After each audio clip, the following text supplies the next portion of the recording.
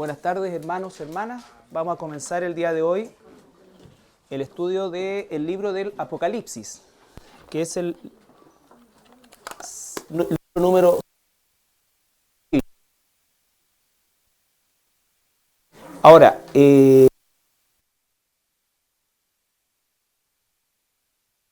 Apocalipsis, con algunos datos que son importantes manejar, nos enfocamos en qué relación a la palabra... ¿Se acuerdan ustedes con qué lo relacionaban o lo relacionábamos? ¿No es cierto? Claro. Está, obviamente, en el mundo está asociado a eventos catastróficos. El Apocalipsis describe muchos eventos catastróficos.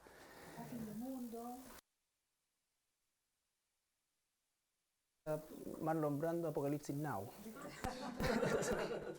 Ustedes son muy jóvenes. Son muy jóvenes, no vieron esa película. Con Martin Sheen. Del río. Claro. Entonces, pero otra cosa que, bueno, eso es en el mundo, ¿no es cierto? El mundo tiene una opinión diversa del término. Sin embargo, cuando nosotros vamos al mundo cristiano o al mundo evangélico, en términos generales, el Apocalipsis también resulta ser un libro como bastante ajeno. Poco se estudia en términos generales en las iglesias. De alguna manera resulta para las personas, para nosotros como cristianos, resulta un tanto confuso.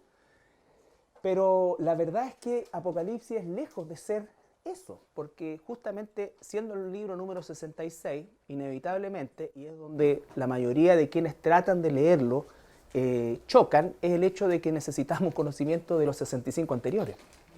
¿Ya? Y eso es lo que muchas veces nos falta, porque Apocalipsis en sí es el libro esquemáticamente más ordenado para estudiar. Dice, el Señor le dice a Juan, escribe las cosas que eran, las que son y las que serán. Entonces, divide inmediatamente cronológicamente el libro en las cosas que eran, las que son, las que está viviendo el apóstol propiamente tal, y el 90% del Apocalipsis, de los 22 capítulos, que es las que serán tanto para él como para nosotros. Entonces, en ese sentido, es el único libro profético del Nuevo Testamento. El Antiguo Testamento, que tiene 39 libros, de los cuales 17 son netamente proféticos, ¿ya? Y en el Nuevo Testamento tenemos solamente uno. Y la palabra Apocalipsis significa justamente lo contrario a algo oculto. Significa develar, correr el velo, descubrir, ¿no es cierto? Entender. Entonces es una revelación, es algo que nos van a dar a conocer. No es algo que nos van a ocultar. El Apocalipsis no es un libro de cosas ocultas, es un libro de revelaciones, Y cuando leemos el capítulo 1, versículo 1, solamente el capítulo 1, versículo 1. La revelación de Jesucristo que Dios le dio para manifestar a sus siervos las cosas que deben suceder pronto, y la declaró enviándola por medio de su ángel a su siervo Juan. Ya, entonces tenemos ahí el primer versículo de este libro. De hecho, leer toda la Biblia es una bendición, ¿no es cierto? Pero este es el único libro que expresamente dice que hay una bendición para quienes lo leen. ¿Por qué? Porque el hecho de poder leerlo y entenderlo a la luz del Espíritu Santo es una bendición. ¿Desde el punto de vista de qué cosa? De que hoy día, por ejemplo, el mundo especula con el futuro. Un cristiano no necesita especular con el futuro. Un cristiano sabe exactamente qué es lo que va a suceder. Probablemente ninguno de nosotros pueda describir exactamente qué va a pasar conmigo en particular. Pero a dónde va la humanidad y cuáles son los siguientes eventos, un cristiano lo sabe exactamente. Para nosotros el futuro no es desconocido. El futuro nos es revelado. Entonces, desde ese punto de vista, es, por supuesto, una inmensa bendición, porque significa que el cristiano que conoce Apocalipsis es capaz de conocer los eventos futuros. ¿Ya? La revelación de Jesucristo. Este libro es una revelación, pero no es tanto una revelación que Jesucristo da. Por supuesto que es dada por Dios, por medio de un ángel. Pero más que una revelación que Él da, es una revelación de quién es Él. ¿Ya? La revelación, entonces, las cosas que deben suceder pronto, y que se nos es revelada a nosotros en la persona de un ángel dada al siervo Juan, y en el siervo Juan estamos representados todos los siervos de Dios, hombres y mujeres, a lo largo de todos los siglos. Esta revelación es para el pueblo de Dios. Esta revelación no es para el mundo. Esta revelación el mundo jamás la va a entender. Esta revelación es para el pueblo de Dios. El pueblo de Dios es el que tiene que vivir de manera diferente al saber exactamente qué es lo que va a ocurrir de aquí en adelante. La palabra que se usa ahí, me falta colocarlo, que es la palabra pronto, ¿no es cierto? Las cosas que sucederán pronto. La traducción da la idea de velocidad, o sea, que es algo que iba a suceder rápido, pronto, ¿ya? O en poco tiempo. Y la verdad que la palabra ahí es la palabra tacos, ¿no es cierto? De donde proviene tacómetro. Y la palabra tacos es como muy parecida a la palabra kairos, que no es necesariamente un periodo cronológico de tiempo, sino que es más bien una cosa inminente, es decir, lo próximo que va a suceder es esto, sin dar necesariamente una condición de tiempo. Acuérdense ustedes que los burladores comenzaron a los pocos años o meses después de la resurrección y ascensión de nuestro Señor Jesucristo. En 2 de Pedro, dice, ¿dónde están el regreso de nuestro Señor? ¿No es cierto? ¿Dónde está? Nuestros padres esperaron y no pasó nada. Han pasado 2000 años y muchos burladores el día de hoy, ¿no es cierto?, están graficados principalmente en doctrinas tan heréticas como la negación del rapto, como la negación, ¿no es cierto?, del periodo de la tribulación. ¿Por qué? Porque ha pasado mucho tiempo para ello, ¿no es cierto?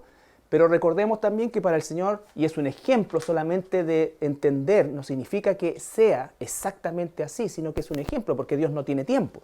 Pero si quisiéramos medir, por decirlo de alguna manera, las cosas en un tiempo cronológico para Dios, un día es 1000 años y 1000 años un día. Entonces, lo que nos está diciendo con eso es que no es un asunto de tiempo cronos, es irrelevante eso para Dios. Y la iglesia tiene que vivir con la fe de que las cosas que van a suceder después de estas, como dice, ¿no es cierto?, van a suceder porque Dios así lo ha dicho, independiente que se demore 100 o 1000 años más. ¿Ya? Supongamos que se demorara 100 o 1000 años más, van a suceder.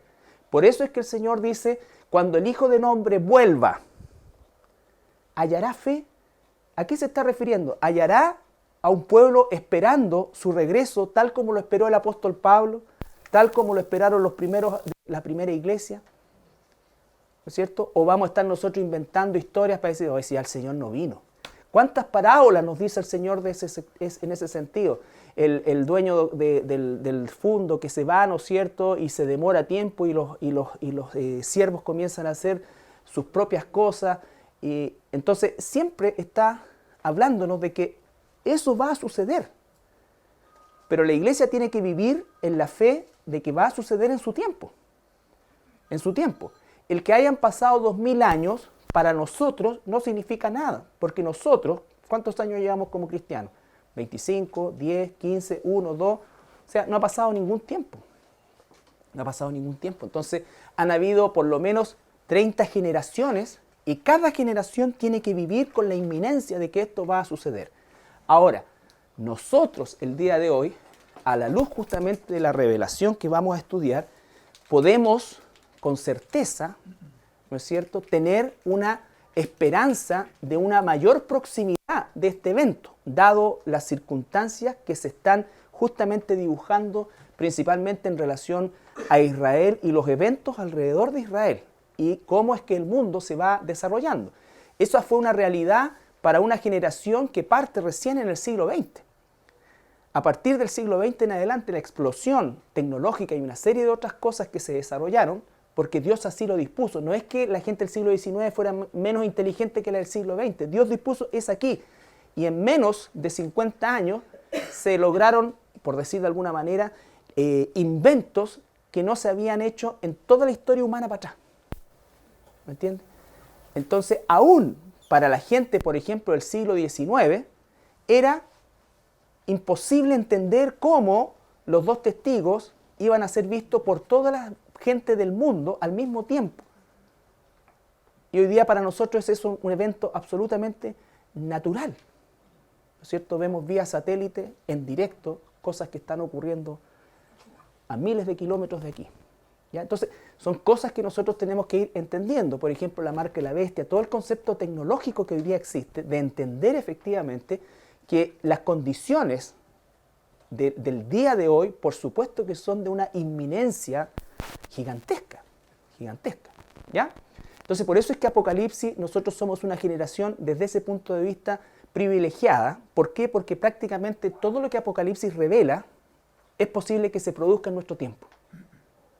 Es muy posible que se produzca en nuestro tiempo. A diferencia de los tiempos anteriores, o del siglo XIX para atrás, en la cual, o incluso de la mitad del siglo XX para atrás, ¿quién podría imaginar esta globalización que tenemos hoy día cuando vivimos una guerra fría hasta el año 70? O hasta el año 80, cuando cae el muro de Berlín. Y hoy día está todo globalizado. Lo que antes era una cosa absolutamente, lo que primaba era el secretismo, el individualismo y todo esto, los espías el año 80 quedaron sin pega. Todo lo que tenía que ver con eso. Entonces hoy día vivimos en un mundo globalizado, por lo tanto, hoy día todo empuja hacia un gobierno central, una religión única, una policía mundial, el derribar fronteras que desde el punto de vista económico, por supuesto que tiene una visión de mejoría para todas las personas, ¿no es cierto? Pero eso es justamente lo que está arrastrando para lograr que en el inconsciente colectivo todo este concepto ya sea normal. Normal. Para nosotros hoy día es normal la tecnología. Y si nosotros somos capaces con el Google Earth de, no sé, meterte a la casa de tu abuelo que vive en Italia y verlo ahí, y hasta si tenés un poco más de programa, te haga señas, imagínate lo que significa la tecnología de quienes gobiernan el mundo. Entonces, por decir un ejemplo, todo esto hace que sea una inminencia gigante, ¿no es cierto?, el que los eventos que describe Apocalipsis se puedan cumplir en nuestra época. Ni hablar, hasta el año 30 o hasta las finales de la Segunda Guerra Mundial, nadie podría interpretar los eventos que se desarrollan a partir del capítulo 7 de Apocalipsis porque Israel no existía como país. Hoy día existe como país. ¿Quién podría pensar eso? Interpretar Daniel 12 o Daniel 10, Daniel 9, ¿no es cierto?, a la luz de la reconstrucción del tercer templo. ¿Cómo podría ser eso? Cuando Daniel escribe eso, se acababa de destruir el segundo templo. Entonces, todos esos eventos hoy día a nosotros nos muestran claramente que sí estamos, nadie puede dar fecha, y líbranos el Señor de hacer la estupidez más grande, es dar una fecha, porque no existe eso. Pero el Señor nos dice que nosotros debemos aprender a distinguir los tiempos y las sazones. Entonces, de eso se trata el estudio de Apocalipsis. Nos da a conocer la majestad y la gloria del Señor Jesucristo y su dominio total de los sucesos que se revelan. ¿Ya? Dijimos que la introducción es la revelación de Jesucristo. Jesucristo domina los 22 capítulos y es tal ese dominio que aquí hicimos un listado de títulos y atributos que se le da a nuestro Señor Jesucristo, que son la revelación de Él. Estos son algunos de los títulos y de los atributos que se le describen a Jesús. Por ejemplo, el testigo fiel, capítulo 1, versículo 5. El testigo fiel, primogénito de los muertos, soberano de los reyes de la tierra. ¿Quién va a leerlo? Y de Jesucristo, el testigo fiel, el primogénito de los muertos y el soberano de los reyes de la tierra. Ahí, ¿no es cierto? El testigo fiel, primogénito de los muertos, soberano de los reyes de la tierra. 3, 4 títulos ahí, ¿no es cierto? Capítulo 1, versículo 8. El alfa y la omega. Ese es omaga. Omaga es como de la chuchaña chichilla. 1.8. 1.8. Yo soy el alfa y la omega, principio y fin, dice el Señor, el que es y que era y que ha de venir, el Todopoderoso. El que es, el que era, el que ha de venir, el Todopoderoso. Imagínense, todo eso es revelación de Jesucristo. El primero y el postrero, 1.17. Y él puso su diestra sobre mí, diciéndome, no temas, yo soy el primero y el último, y el que vivo y estuve muerto. El primero y el último, ¿no es cierto? El versículo 18, el que vivo. Mas he aquí que vivo por los siglos de los siglos. Amén. Y tengo las llaves de la muerte y del Hades. Ahí está, ¿no es cierto? El que tiene las estrellas que andan en medio de los candeleros de oro. Capítulo 2, versículo 1. Los 7 candeleros de oro. Capítulo 2, versículo 1. Escribe al ángel de la iglesia en Éfeso, el que tiene las 7 estrellas en su diestra, el que anda en medio de los 7 candeleros de oro, dice esto.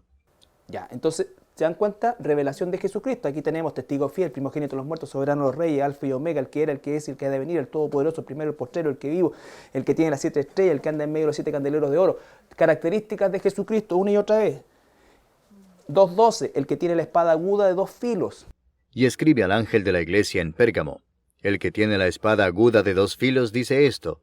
El Hijo de Dios, 2.18. Y escribe al ángel de la iglesia en Tiatira, el Hijo de Dios, el que tiene ojos como llama de fuego y pies semejantes al bronce bruñido, dice esto. El que tiene los 7 espíritus de Dios y las 7 estrellas, 3.1. Escribe al ángel de la iglesia en Sardis, el que tiene los 7 espíritus de Dios y las 7 estrellas, dice esto. El siguiente, 3.7. Escribe al ángel de la iglesia en Filadelfia. Esto dice el santo, el verdadero, el que tiene la llave de David, el que abre y ninguno cierra, y cierra y ninguno abre. El testigo fiel y verdadero, 3.14. Y escribe al ángel de la iglesia en la Odisea. He aquí el Amén, el testigo fiel y verdadero, el principio de la creación de Dios, dice esto. Son títulos y atributos de Jesús. El centro de la revelación es de Jesucristo. Por eso es el versículo 1.1. Esta es la revelación de Jesucristo que fue dada por medio del ángel a Juan. Se está revelando Jesucristo en plenitud. La última vez que el mundo vio a Jesús, lo vio colgado de un madero, en términos generales, exceptuando los discípulos a quienes se apareció, los 400, los 500 y todo lo otro. Pero el mundo en general tiene una visión de Jesús. La última visión que tiene el mundo de Jesús no necesariamente es la resurrección, sino que es la crucifixión, desgraciadamente mediado por el sistema romano, otra vez que enseñó a adorar a un Cristo muerto. Por eso es el crucifijo, donde está el mono, ¿no es cierto?, puesto en la cruz. No tiene la visión del Cristo glorificado. Exacto. El último, perdón. El león de la... Y uno de los ancianos me dijo, no llores. He aquí que el león de la tribu de Judá, la raíz de David, ha vencido para abrir el libro y desatar sus 7 sellos. Estas aparentes contradicciones que nos muestra la Escritura, pero que súper bien porque no nos aparecen los callos, ¿no es cierto? Un león cordero. Se ven ahí. ¿Cómo es que compatibilizo cordero con león? Porque son dos puestos, ¿no es cierto? Es como la elección y mi responsabilidad. Pero como la elección y mi responsabilidad sí me atañe a mí, entonces ahí yo me aprieto el callo. Pero la Biblia está llena de estas cosas. León muerto. El león de la tribu de Judá es un título del Antiguo Testamento.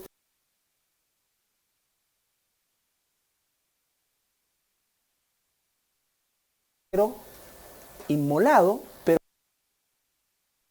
triunfador. Capítulo 5, versículo 6.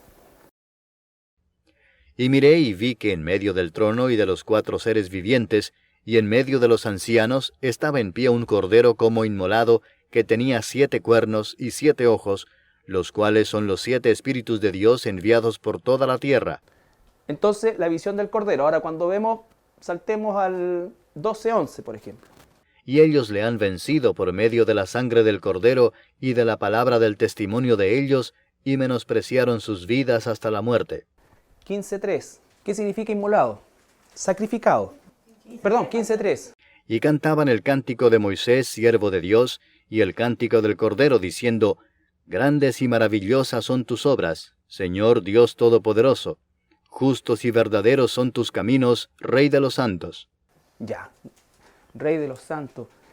17:14. Pelearán contra el Cordero, y el Cordero los vencerá, porque Él es Señor de señores y Rey de reyes, y los que están con él son llamados y elegidos y fieles. Llamados, elegidos y fieles, ¿no es cierto? Pero dice que el cordero vence. Como un cordero vence. El cordero claro, no tiene esa condición, pero aquí vemos que es un cordero vencedor. 19:7. Gocémonos y alegrémonos y démosle gloria, porque han llegado las bodas del Cordero y su esposa se ha preparado. Y 22:1. Después me mostró un río limpio de agua de vida, resplandeciente como cristal, que salía del trono de Dios y del Cordero. Entonces ahí tenemos una descripción de algunos versículos que nombran a Jesús o lo describen como el Cordero, y con muchos atributos, vencedor, ¿no es cierto?, inmolado, en fin, todo eso. El Señor Santo y Verdadero, capítulo 6, versículo 10. Y clamaban a gran voz diciendo, ¿Hasta cuándo, Señor Santo y Verdadero, no juzgas y vengas nuestra sangre en los que moran en la tierra? Ya, Santo y Verdadero. 19:13. Estaba vestido de una ropa teñida en sangre, y su nombre es el Verbo de Dios. El Verbo de Dios. 19:16. Y en su vestidura y en su muslo tiene escrito este nombre, Rey de Reyes y Señor de Señores. Y 22:16. Yo, Jesús, he enviado mi ángel para daros testimonio de estas cosas en las iglesias. Yo soy la raíz y el linaje de David, la estrella resplandeciente de la mañana. Ya. Entonces ahí hicimos un recorrido más o menos por todo el libro de Apocalipsis para entender de mejor manera lo que dijimos al principio, que no es tanto una revelación dada por Jesucristo, por supuesto que sí lo es, pero es la revelación de Jesucristo. Este es nuestro Señor, esa es la situación de Jesús resucitado, glorificado. Estamos viendo nosotros y se nos corre el velo de la escena del cielo, qué está pasando en el cielo. Es realmente maravilloso eso, porque en definitiva eso es algo de lo cual un día nosotros también vamos a ser parte, ¿ya? Entonces, el primer punto importante del versículo 1 dice, capítulo 1:1, la revelación de Jesucristo en todo su esplendor, con una serie de títulos y atributos de Jesús. Apocalipsis es eso. Apocalipsis se relaciona siempre por el mundo secular y desgraciadamente también por el mundo cristiano en muchos desconocimientos como catástrofes y desastres, que los hay. Pero Apocalipsis es la revelación de Jesucristo. Ese es el hilo conductor más importante del Apocalipsis, ¿ya? Por supuesto que a nosotros nos llama la atención los desastres, las cabezas, los ojos y toda esa cuestión, que dicho sea de paso, la iglesia no va a vivir ese periodo, pero se nos revela qué es lo que va a pasar, ¿ya? ¿Qué es lo que va a pasar?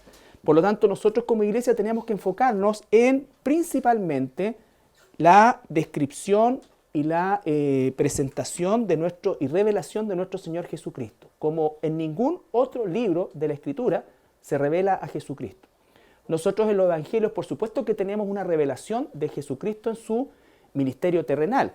Fíjense ustedes, la revelación que tenemos en los evangelios, que es una historia más bien escueta en relación a la revelación de Jesucristo, porque se centra más en lo que hizo que en lo que es. Tenemos nosotros su nacimiento, al 8º día, el Evangelio de Lucas nos cuenta que fue circuncidado, que Simeón dice, ahora puedes despedir a tu siervo en paz porque ha visto la salvación de Israel. Después nos pegamos un salto a los 12 años en el templo y después nos pegamos un salto ya a los 30 años en el inicio de su ministerio público. Y de su ministerio público tenemos un registro abundante prácticamente de las últimas semanas de Jesús, ¿ya? Porque el propósito de la primera venida de Jesús era ser sufriente, ¿ya? Se reveló a la humanidad como el Cordero sufriente. La única vez que solamente 3 discípulos tuvieron la oportunidad de ver un destello del Cristo glorificado fue en el monte de la Transfiguración. Pero no tenemos una revelación amplia de Jesús. Por eso es que la gente dice habitualmente, ¿quién fue Jesús? Fue un hombre, dicen algunos. Sí, tienen razón. ¿Por qué no lo consideran Dios? Porque no se les ha revelado todo esto. Pero tú y yo que sabemos que es Dios, ahora nos muestra toda esta revelación a través de Apocalipsis. Y podemos entender que Él, en resumen, es todo. Rey de reyes, Señor de señores, soberano, y todo lo que hemos descrito acá. Entonces, el foco y el hilo conductor cuando leemos Apocalipsis es la revelación de Jesucristo. Porque en cada uno de los segmentos en que he separado el estudio, para por lo menos tener un orden, la figura relevante es Jesús. Nosotros cometemos el error muchas veces de enfocarnos en los eventos, igual que la gente normalmente en el mundo, no en la figura de Jesús detrás de los eventos, mediando los eventos, controlando los eventos, dándole propósito a cada una de esas cosas. ¿Estamos? Ese es el primer punto del versículo 1.1. Después hay una coma. Así que no vamos a demorar harto. No. Bueno, como resumen, ¿no es cierto? O como introducción, otra cosa que es importante, dije, es el último libro, el número 66. Por lo tanto, para entender Apocalipsis, en el principio que se debe interpretar Apocalipsis, ustedes no tienen por qué saberlo, a lo mejor es bueno que lo sepan en alguna oportunidad como curiosidad, pero en realidad no tiene mayor sentido porque muchas veces lleva más confusión. Hoy día existen por lo menos 5 escuelas, entre comillas, que para interpretar Apocalipsis. Las 4 escuelas anteriores son absolutamente inaplicables. Por ejemplo, hay algunas que hablan de que ya estos eventos ocurrieron y que marcan que Apocalipsis se vivió el año 70 después de Cristo cuando cae Jerusalén. Entonces, ¿cómo llegan a esas cosas? Es súper intrincada y entrampada. Algunos piensan que, o sea, dicen algunos que el milenio ya lo estamos viviendo, ¿no es cierto? Otros que no hay milenio, otros que no hay rapto y otros y así sucesivamente. La única forma de interpretar Apocalipsis es exactamente como interpretamos toda la Biblia. Literalmente. Y donde hay un símbolo, la Biblia explica la Biblia. Vamos a ver cuernos, ojos, tronos, cabeza, bestias. Y todo eso tiene una descripción en la Escritura. No puedo pensar, mira, yo en realidad creo que este dragón de 7 cabezas es la FIFA. No, porque la profecía no es de interpretación privada. La Biblia interpreta la Biblia. ¿Ya? Ese es el principio hermenéutico básico. Por eso es tan importante y relevante esto. Imagínense, tiene 404 versículos Apocalipsis y de esos 404, 278 tienen conexión directa con el Antiguo Testamento. Entonces, conocer el Antiguo Testamento te da inmediatamente un 60% de piso para entender e interpretar el Apocalipsis. Por eso es que cuando una persona quiere empezar a leer la Biblia, obviamente tiene que partir como cualquier libro desde el principio. Aunque es una colección de libros, tiene que tener un hilo conductor que le lleve en definitiva a poder entender este libro. ¿Ya? Entonces, tiene una conexión vital con el Antiguo Testamento. Vital con el Antiguo Testamento.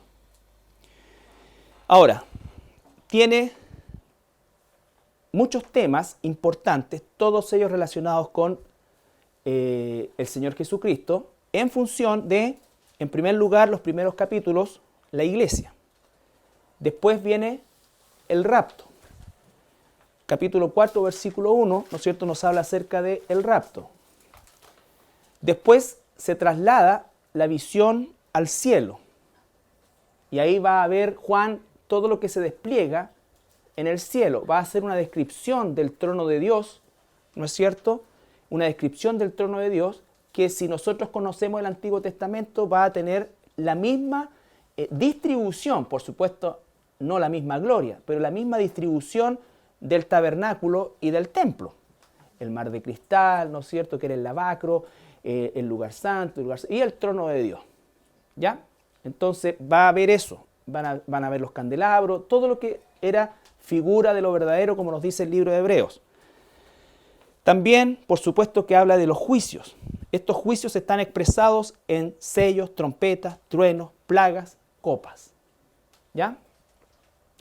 Todos estos son los temas de Apocalipsis. Por supuesto que nos habla, todos estos juicios están insertos dentro de la gran tribulación, así como también la redención final de Israel, cuando Dios le hace un apocalipsis al pueblo de Israel y se corre el velo de ellos y ellos reconocen a Jesús como el Mesías.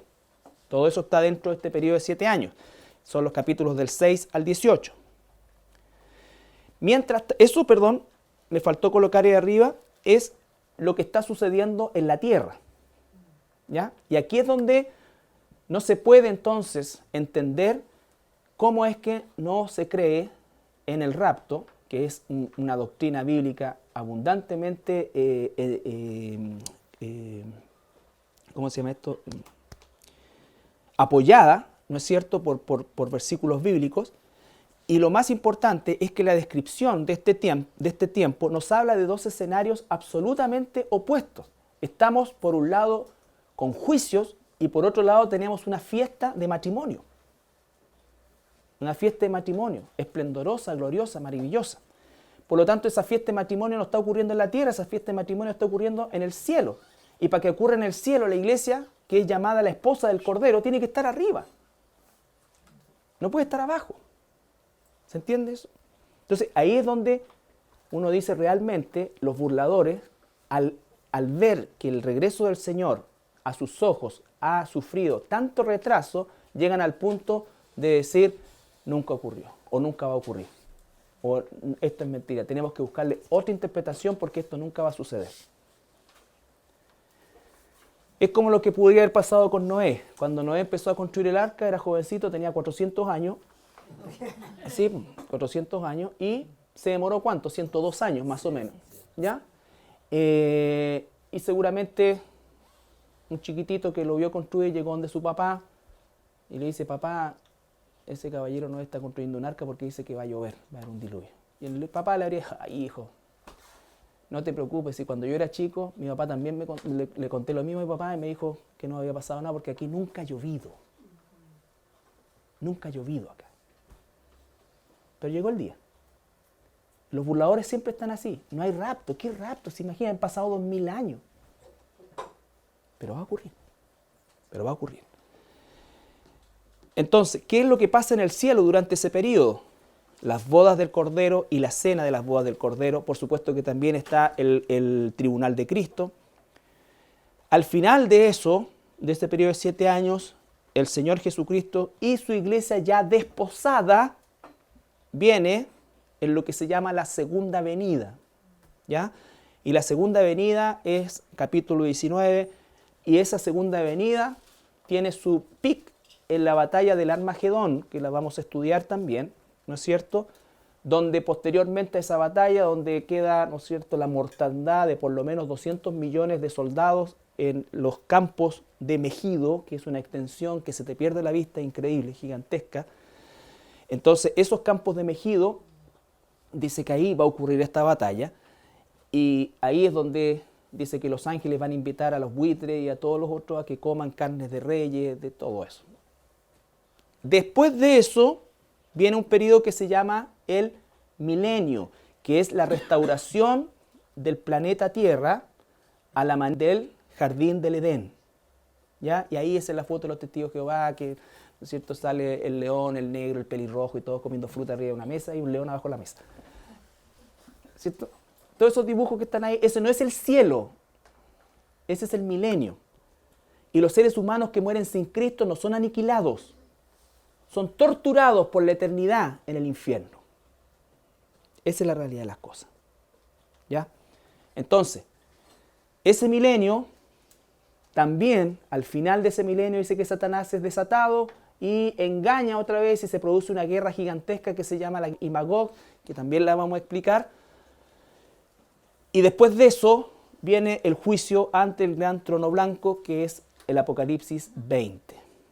¿Ya? El Apocalipsis 20. Y finalmente el capítulo 21 y 22 nos habla ya del estado eterno. El estado eterno es otro cielo, otra tierra, mediado principalmente o casi exclusivamente por lo que se llama la Nueva Jerusalén. Esta tierra y este cielo dice que fueron destruidos y invadidos por fuego, por el fuego.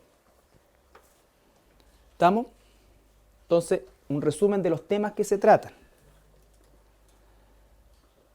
Estamos hasta ahí, la revelación de Jesucristo, Apocalipsis tiene por lo menos 15 temas que se tienen que tratar, ¿no es cierto?, cada uno de ellos en un orden cronológico. Apocalipsis es ordenadito porque está ordenado cronológicamente. La iglesia, el rapto, en el cielo, tribunal de Cristo, bodas del Cordero, abajo, juicio, después Armagedón, milenio, juicio ante el trono blanco de los impíos y estado eterno. ¿La guerra de Gog y Magog entre el milenio? No, al final del milenio. Satanás va a volver a mover. ¿Peor que el anterior? No sé. Todo es peor. Puede ser. Puede ser. Así es malo, más malo. Sí, bueno, cada uno de esos capítulos los vamos a ir tratando. La idea de hoy día, ¿no es cierto?, es que usted y yo tengamos una panorámica de lo que vamos a estudiar. Hemos tocado solamente un trozo del primer versículo.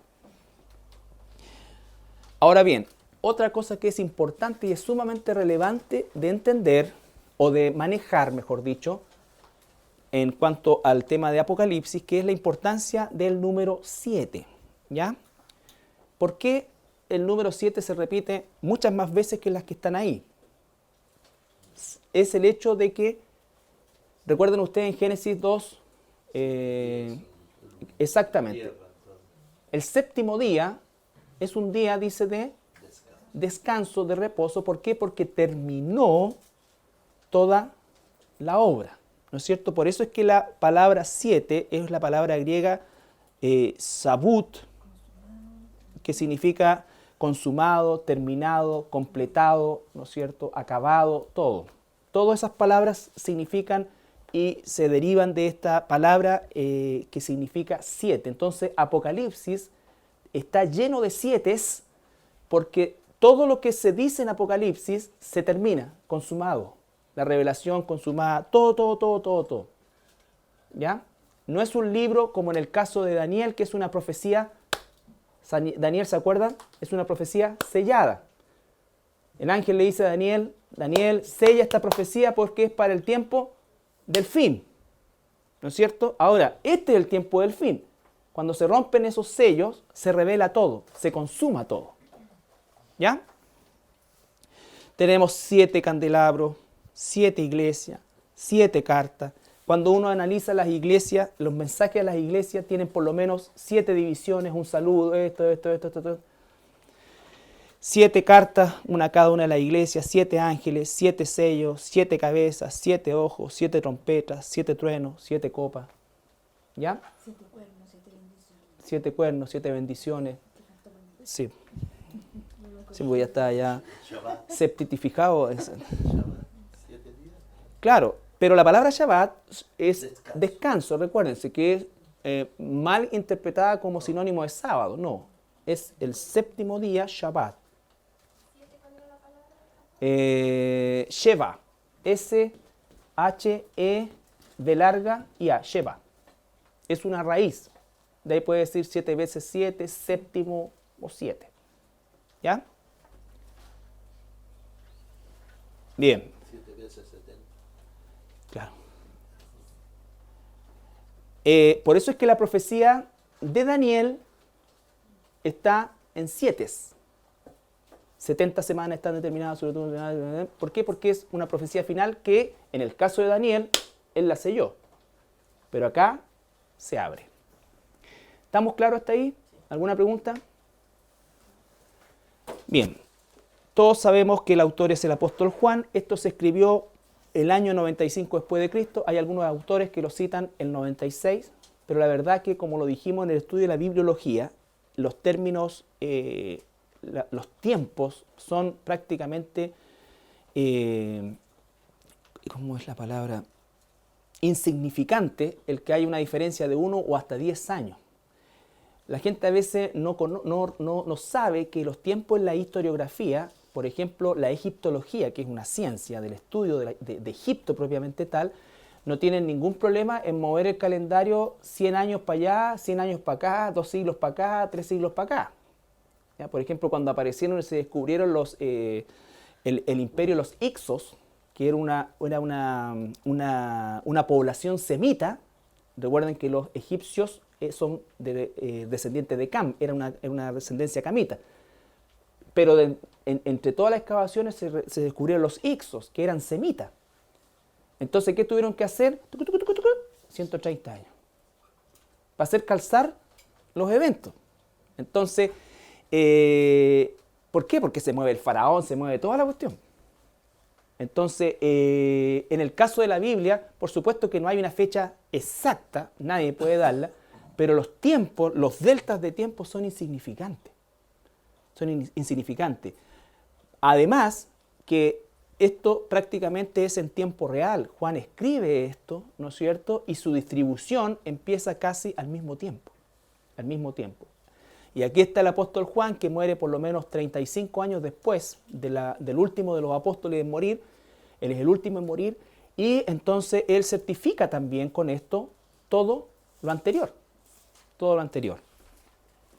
Por supuesto, todos conocemos la historia, que fue exiliado en la isla de Patmos a partir, ¿no es cierto?, de este decreto de adoración al emperador, y obviamente los cristianos se negaron a hacerlo, y algunos eran exiliados y otros eran definitivamente asesinados. Pero el exilio en la isla de Patmos, que es una isla sumamente hostil, es pedregosa, ¿no es cierto?, los tiraban a morir ahí, no les proveían absolutamente de nada. No tenían ni siquiera un lugar. Hay una cueva en la isla de Patmos, en la cual supuestamente estuvo el apóstol Juan ahí, está la argolla donde se tomaba, en fin. Puede ser o no puede ser el lugar, pero lo importante es que era un lugar como ese. O sea, los que tiraban ahí se tenían que buscar y refugiar adentro de una cueva, donde fuera, porque no tenían nada. ¿Ya? Bueno, es en esa circunstancia tan inhóspita y de abandono. Piénsate, un viejo de 90 y tantos años, toda su vida pasando preso acá, allá, y dice, él puede pensar, terminó mi carrera, aquí muero. Y sin embargo es en ese momento cuando recibe la revelación más sublime de su vida. Ya habiendo recibido el Evangelio, las cartas, él recibe esto, ¿no es cierto? Y eso es un mensaje para que nunca tiremos la esponja. Nunca estamos desechados por Dios y somos sus hijos. Para algo nos usa siempre. ¿Ya? Y ahora, lo que vimos nosotros fueron los temas que vamos a tratar, perdón. Pero acá está la división que vamos a hacer nosotros del estudio.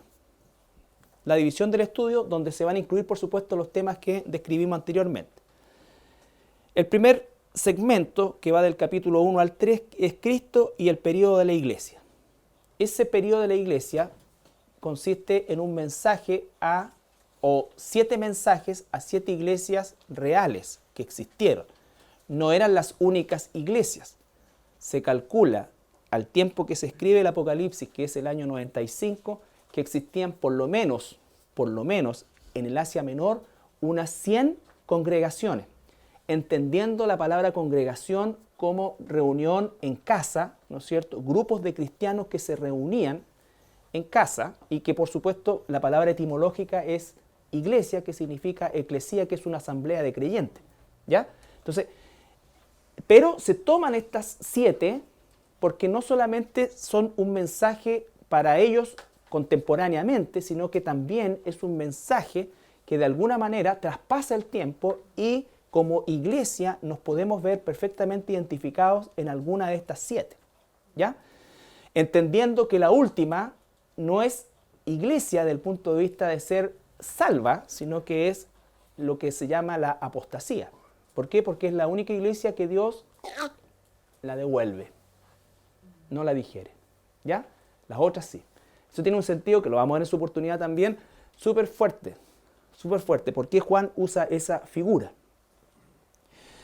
Después, el segundo segmento, que vamos a necesitar volver a Daniel, que estamos hablando del período de la semana 70 de esta profecía magnífica de Daniel, que va, Daniel 9, que se amplía de una manera impresionante entre el capítulo 4 y el 18.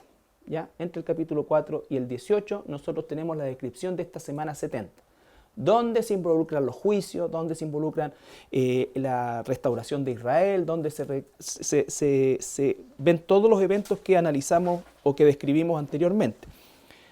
Y Cristo y el futuro a partir del capítulo 19 hasta el final, el capítulo 22. El futuro inmediato, mediato y eterno, a largo plazo. Después del milenio para adelante se llama en teología la eternidad futura, porque no está encerrado en un cronos. El milenio está encerrado en un cronos. La gran tribulación está encerrado en un cronos. Sabemos que el juicio ante el gran trono blanco viene después de esos 1000 años, pero de ahí en adelante cambia completamente la escena y desaparece el tiempo. Ahí es cuando dice que el sol, ya no necesitamos sol, no necesitamos nada de lo que hoy es parte de nosotros. ¿Estamos? En el milenio va a estar Jesucristo. Claro que sí. Rigiendo, ¿no? Sí, con espada de hierro. ¿Alguna pregunta? ¿Se entiende? Esto es una introducción. La próxima semana vamos a partir con el capítulo 1, para que lo traigan leído, ¿no es cierto? Leído y releído, por lo menos para familiarizarse con la lectura. Vamos a tratar de ir con una velocidad mediana, ¿no es cierto? Tratando de no pasarnos por alto cosas importantes. Hay otras que obedecen a señales que tienen su descripción y su interpretación directamente en la Biblia, y no hay más que hacer en eso. Cuando dice un monstruo de 7 cabezas, hay una explicación por qué son 7 cabezas y qué representa, y ahí no más. No podemos nosotros entrar a especular más ni hacer una doctrina de eso. Hay una razón por la cual son 7 cabezas, una razón por qué son 10 cuernos, hay una razón por qué después quedan 7, y así todo se va ordenando. ¿Estamos?